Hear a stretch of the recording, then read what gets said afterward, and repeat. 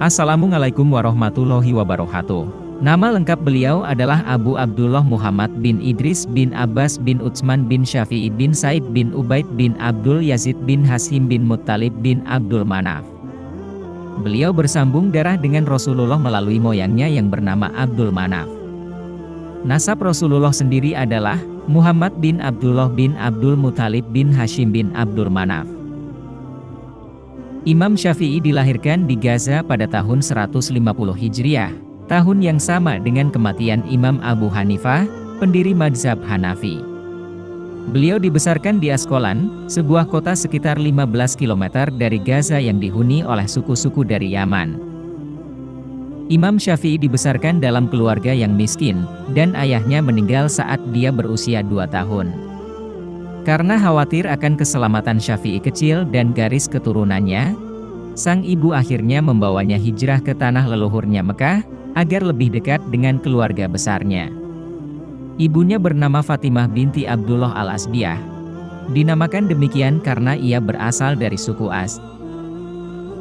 Imam Syafi'i tumbuh dalam kemiskinan dan kesulitan hidup, sehingga saat mencari ilmu, dia terpaksa menulis pada pecahan lantai, kulit binatang, daun palem, dan tulang binatang karena ia tidak mampu membeli kertas. Imam Syafi'i telah menghafal keseluruhan Al-Quran ketika usia 7 tahun, kemudian ia mulai belajar dan menghafal hadits Nabi. Ia kemudian pergi ke daerah pedalaman dan tinggal selama 10 tahun bersama suku Hudzail untuk mempelajari tata bahasa Arab dan kosakata Arab klasik.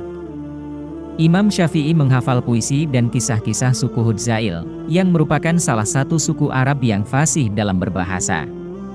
Ia juga belajar memanah dan menjadi sangat mahir, sehingga ia dapat mengenai sasaran dengan 10 anak panah secara berturut-turut. Pada awalnya, Imam Syafi'i cenderung tertarik pada puisi dan sastra Arab.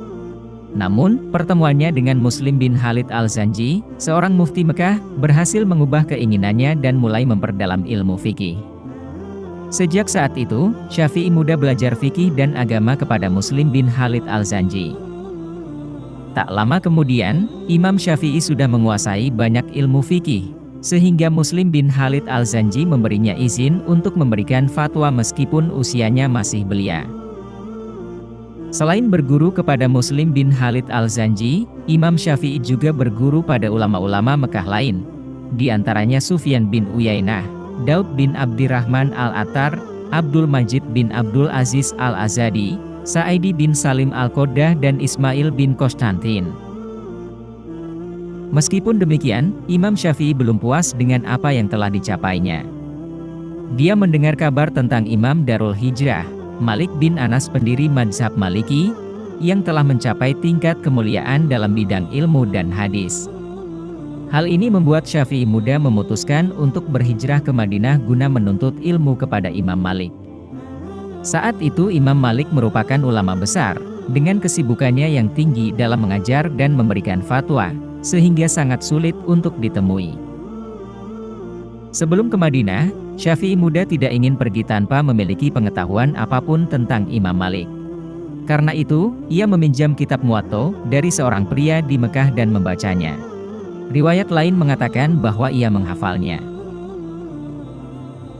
Syafi'i muda pergi menemui Imam Malik dengan membawa sebuah surat rekomendasi dari gubernur Mekah. Dengan hijrah ini, kehidupan Imam Syafi'i mulai bergerak menuju fikih secara keseluruhan. Ketika Imam Malik melihatnya, dia berkata, "Wahai Muhammad, bertakwalah kepada Allah dan hindarilah dosa-dosa, karena kamu akan menjadi orang besar. Allah telah menanamkan cahaya di hatimu, jangan padamkan dengan dosa." Kemudian dia berkata kepadanya, "Ketika besok tiba, datanglah." Imam Syafi'i berkata, "Keesokan harinya aku datang padanya dengan membawa kitab dan membacanya dengan baik. Setiap kali saya ingin berhenti membaca, sedang beliau terkesan. Beliau berkata, 'Wahai pemuda, tambahkan lagi.' Sampai saya membacakan kepadanya beberapa hari. Hal ini terjadi karena beliau terpesona dengan keindahan cara membaca dan tata bahasa saya." Imam Syafi'i mulai memperdalam ilmu haditsnya dengan belajar kepada Imam Malik, meriwayatkan darinya, mempelajari dan mengkaji masalah-masalah yang beliau fatwakan, hingga Imam Malik wafat pada tahun 179 Hijriah. Selama di Madinah, beliau juga belajar ke ulama lain, di antaranya Ibrahim bin Sa'ad al-Ansori, Abdul Aziz bin Muhammad al-Darawardi, Ibrahim bin Yahya al-Asami, Muhammad bin Said bin Abi Fudik, dan Abdullah bin Nafi As-Saik. Setelah Imam Malik wafat, Imam Syafi'i kemudian mulai bekerja sebagai hakim di Yaman, sambil berguru ke beberapa ulama Yaman, di antaranya Mutarrif bin Mazen, Hisham bin Yusuf, Umar bin Abi Muslimah, dan Yahya bin Hasan. Setelah 2 tahun bekerja, karena kondisi politik pemerintahan di Yaman, beliau sempat dituduh memberontak dan masuk dalam daftar 9 orang Alawiyin, oposisi Abbasiyah. Dan akhirnya Imam Syafi'i pun diperintahkan untuk menghadap langsung kepada Sultan Harun ar-Rasyid, penguasa Kesultanan Abbasiyah saat itu. Imam Syafi'i melakukan perjalanan ke Irak pada tahun 184 Hijriah, untuk menghadapi tuduhan pemberontakan terhadap Khilafah Abbasiyah. Namun, pada akhirnya dia dibebaskan dari tuduhan atas rekomendasi Muhammad bin Hasan Asy-Syaibani, yang merupakan murid terbaik dari Imam Abu Hanifah yang menjabat sebagai qadhi di pemerintahan Abbasiyah pada saat itu. Muhammad bin Hasan menyatakan dalam testimoninya, Asy-Syafi'i seorang yang sangat alim. Tuduhan itu tidak mendasar. Selain itu, dikisahkan bahwa Imam Syafi'i pernah bertanya kepada Sultan Harun ar-Rasyid, "Mana yang Khalifah suka? Orang yang menganggap kita saudara atau yang menganggap budak?" "Tentu yang menganggap kita saudara," jawab Khalifah. "Saya berasal dari Bani Muthalib dan tuan dari Bani Abbas. Kita bersaudara." Setelah dibebaskan, Imam Syafi'i memutuskan untuk tinggal di Baghdad pada usia 34 tahun. Beliau belajar di bawah bimbingan Muhammad bin Hasan Asy-Syaibani untuk mempelajari mazhab Hanafi atau Ahlur Roqi. Beliau akhirnya menggabungkan fikih Hijaz yang didominasi oleh tradisi dan fikih Irak yang didominasi oleh akal. Sehingga Imam Syafi'i menjadi salah satu dari para imam fikih yang menggabungkan kedua pendekatan tersebut. Ibnu Hajar mengatakan tentang Imam Syafi'i, dia memiliki pengetahuan dari ahli pemikiran dan ahli hadis. Selama di Baghdad, Imam Syafi'i juga belajar ke beberapa ulama, di antaranya Qiyas bin Al-Jarrah Al-Kufi, Abu Usamah Hamad bin Usamah Al-Kufi, Ismail bin Atiyah Al-Bashri, dan Abdul Wahhab bin Abdul Hamid Al-Bashri. Beberapa kali, di sela belajar kepada ulama Baghdad, beliau mengunjungi Mekah dan mengadakan kajian di sana. Saat itulah ia bertemu dengan Imam Ahmad bin Hambal muda. Dikisahkan, ketika Imam Syafi'i selesai mengajar, ia melihat seorang pemuda yang asing dan menyapanya, "Hai pemuda, dari mana asalmu? Saya belum pernah melihatmu sebelumnya di kelas pengajian saya." Pemuda itu menjawab, "Saya Ahmad bin Hanbal dari Baghdad." Imam Syafi'i berkata, "Dari Baghdad? Kota itu sungguh indah. Sebagai saksi kekhalifahan Islam dan umat Muslim, hari-harinya indah dengan keilmuan fikih, sastra, dan pemandangan yang menakjubkan. Semoga Allah senantiasa melindungi kota Baghdad dan penduduknya dari segala keburukan." Pemuda itu bertanya kepada Imam Syafi'i, "Apakah engkau pernah tinggal di Baghdad, wahai Syekh?" Imam Syafi'i menjawab, "Tentu saja. Saya Abu Abdillah Muhammad bin Idris Asy-Syafi'i." "Puji syukur kepada Allah, hari ini dalam pengajaran Anda, aku telah mendengar kata-kata yang baru bagi saya. Semoga Allah senantiasa menjagamu untuk kami, dan semoga Allah memberikan manfaat kepada kami melalui ilmu yang engkau ajarkan, wahai Syekh. Semoga Allah memberkahi engkau." "Bolehkah aku bertanya satu pertanyaan?" tanya Ahmad bin Hanbal. "Tentu saja," dengan senang hati, jawab Imam Syafi'i. Pemuda itu bertanya, "Bagaimana cara kita mengkompromikan antara hadis riwayat Abu Hurairah, yang mengatakan bahwa Rasulullah melarang puasa di hari Arafah, dengan hadis riwayat Abu Qatadah, yang mengatakan bahwa puasa di hari Arafah dapat menghapuskan dosa selama 1 tahun sebelumnya, dan 1 tahun setelahnya?" Imam Syafi'i menjawab, pertanyaanmu itu hanya bisa ditanyakan oleh seseorang yang mencintai hadis-hadis mulia dari Nabi.